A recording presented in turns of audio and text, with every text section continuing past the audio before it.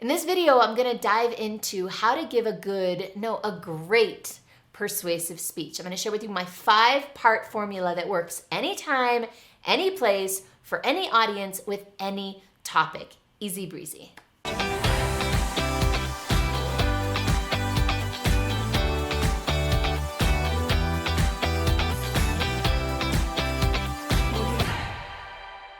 Before we dive into how to give a good persuasive speech, it's first important to just talk about what does it mean for a speech to be good and persuasive. So a good speech, in my opinion, is one that engages the audience, that draws people in, that has them hanging on every word and wanting to hear what you have to share.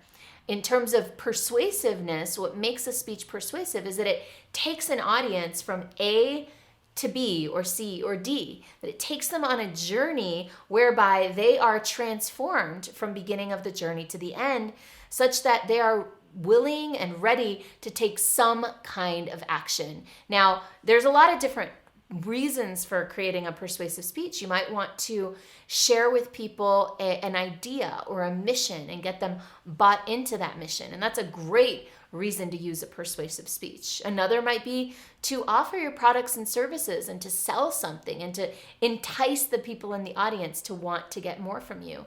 Another reason to have a persuasive speech would be to incite people to take action and convince them of a path and a journey that they can embark on. So there are a lot of ways that you can use a persuasive speech and a lot of reasons for creating one. And one of the things that I've discovered is that most people, when they're designing a speech, they're focused so much on the content of the speech itself that they lose sight of the outcome. So the first and foremost thing that we want to do when we're looking to create a good and persuasive speech is to define what is the outcome that we're looking for here. What is the action that we want the audience to take? What is the next step for the audience to move into, for them to move further down this path?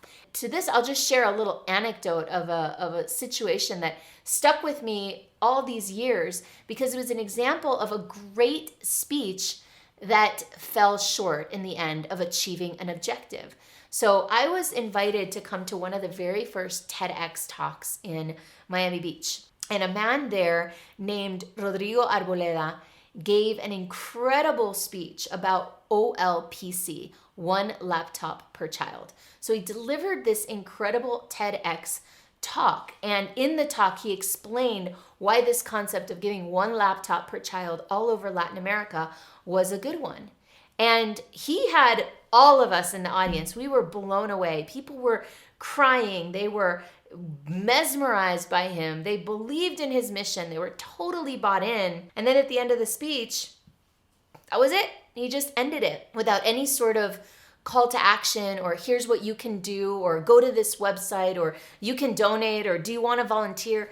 Anything like that. So that's an example of a speech that was good. It was great in terms of it felt good, it engaged the audience, but it fell short of that one important thing, which is achieving an objective and having the audience take some sort of action. So I wanted to start with that because I feel like we need to begin with the end in mind, in the immortal words of Stephen Covey. So I ask you, what is this speech for? What do you want to create a great persuasive speech for?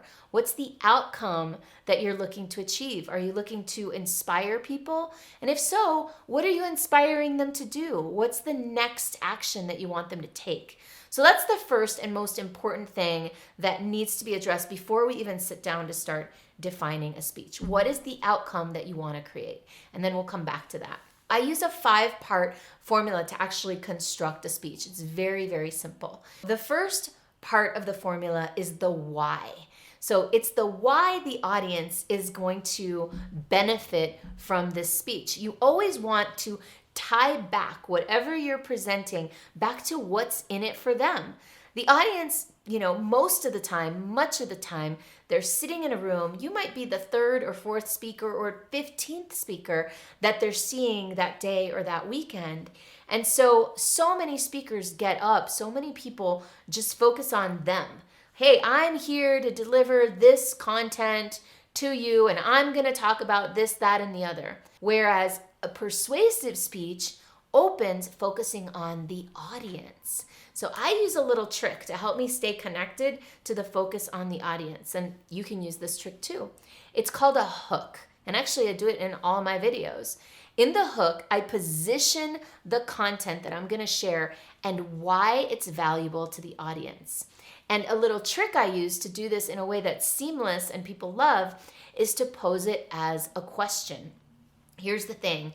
Human beings have a natural need to answer questions. So if you get up on a stage and you open your presentation with a question like, have you ever wondered what it would be like if work felt like play every single day? That's the opening line of one of my keynote speeches. And then I dive deeper into, how about if while you were playing, your business were working without you?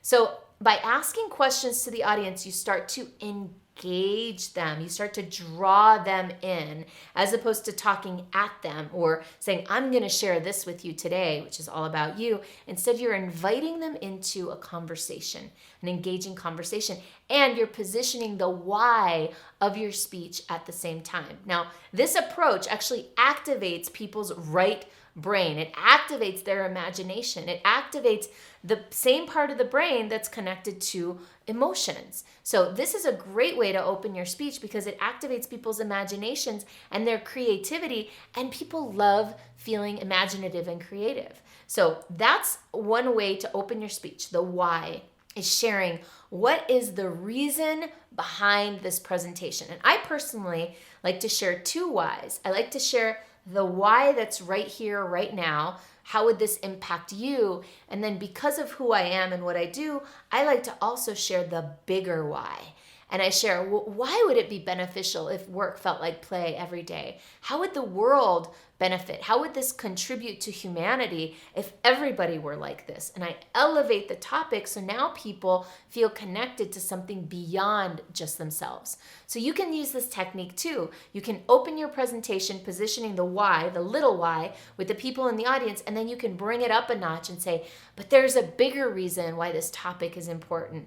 And then you can share that bigger reason. So that's the first piece, why it's relevant to them, why it's relevant on a bigger scale. Now, inside the why, I sometimes like to include a little thing I call problem solution. So problem solution is where we set up what the pain point is, what the problem that this audience is facing. Problem is that whatever they know already is the problem. A lot of times we know something that the audience doesn't. That's why we're getting up to speak. But we want to be careful about how we position the problem, because if they don't realize they have this problem yet, they're not going to resonate just yet with what you're sharing.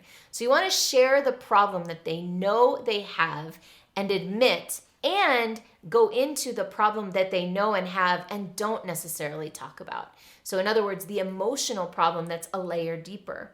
So for example, to use me as an example, talking about work and play every day, the problem is that we're obsessed with work, that we're addicted to busyness, that we are all taking on so much that we are spending all our times working and we're not having any fun anymore, much less in our work. So that's a problem that they know they have. The problem that they don't talk about so much is that it feels like life is passing us by and we feel like our gifts and our magic is getting buried and suppressed. So those are some of the emotional things you might talk about when you start getting into the problem. And then of course you want to share, well, but there is a solution, and the solution is what I'm going to talk to you about today. So now you've basically established the why, that this presentation is going to solve this massive problem that doesn't feel good, that causes emotional pain, and we're going to solve it with this system or program or content or structure or framework or whatever it is you're presenting. We're going to solve that problem right here, right now. So that's the why portion of a persuasive presentation.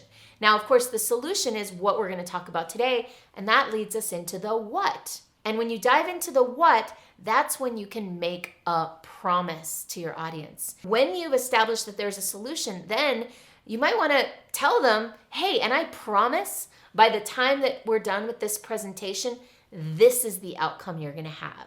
I'm going to share this, this, and this. So the what is a really good time to share what it is you're going to cover and get them excited for it. Get them enticed. Allow them to feel desire for what you're going to share. Now, bringing them in a little bit like this, almost like a seduction, is going to go a long way in keeping people engaged in your presentation for the full time. So you present the what, you present the solution that you're providing, and a promise about what you're going to deliver. Now, in this case, I also sometimes share with people, and by the way, these are the exact things that you're going to walk away with. Certain people like knowing exactly what we're going to cover. Now, the why is the first piece, the what is the second. Now we dive into the who. Now, there's two components of the who. There's the who that's in the room, in your audience, and there's the who that is you. And you can do these in either order. I have no preference about whether you go with the audience first or you first. But essentially, we want to talk about who this is for, who in the audience this makes sense for. So in my presentation, to use an example, who this is for entrepreneurs who are feeling overwhelmed and overworked. This presentation is for entrepreneurs who want to have a better lifestyle, who want to create more monthly recurring revenues, who want to stabilize their business and scale their business. So who this is for, and then I often like to share, and who this is not for. It's not for people who want a quick fix. It's not for people who are not willing to do the work. It's not for people who don't have something of value to deliver to the marketplace.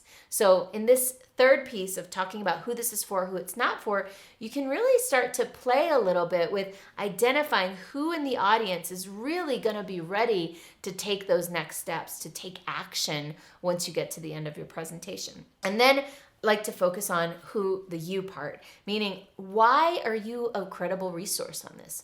Why are you the one on the stage talking about this? Why are you qualified to give this information to the room? Who are you? What do you know? Inside of that, there are two areas you can focus on, or both. One is your area of credibility and expertise, what makes you an expert from an objective perspective. That might be your career path, it might be your accolades, your degrees, your certifications, your accomplishments, all of that stuff. And then over on the other side is the more personal version, your story. There's a lot of controversy in the world of speaking about how much of your story to share. And quite honestly, what I find is that people want to know who you are. They want to hear your story. Now, they don't want to hear your whole story or the things that aren't necessarily relevant to what you're teaching. All right, so why, what, who? Now we get into the how. The how portion of your presentation is the meat.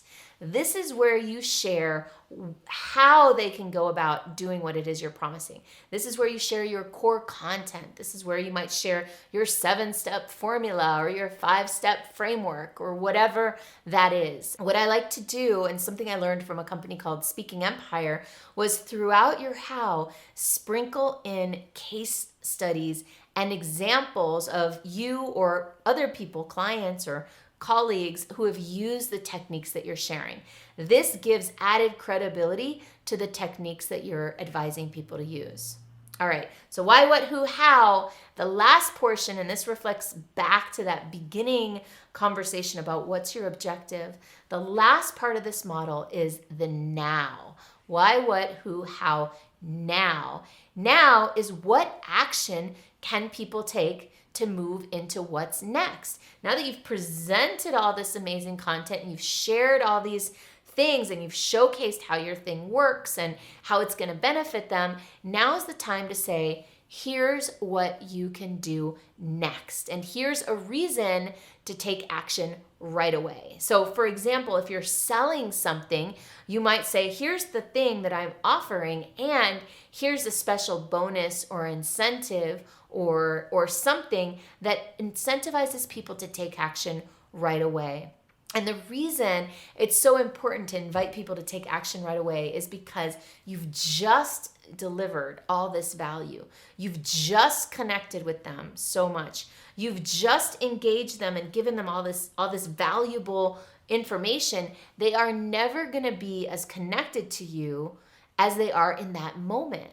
So this is the time to invite them to take action. They're never going to be as connected to your message as they are in that moment. If they're a fit, they are hot right there. So whatever your call to action is, whether it's selling something or signing up for something or go do this thing or go to this website, whatever that call to action is, that is the moment to make it. So that's my why, what, who, how, now formula for creating a great persuasive speech.